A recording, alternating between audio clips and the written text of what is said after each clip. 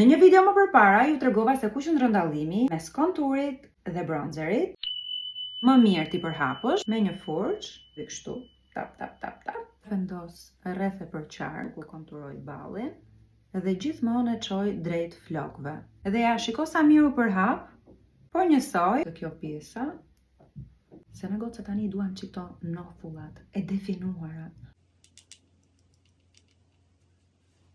Por njësoj edhe tek hunda, e vendos njerë tek dora, kështu, për të hequr atë tepricën, se puna është për photoshoot ose kur ke një event, make-upi është tjetër gjë.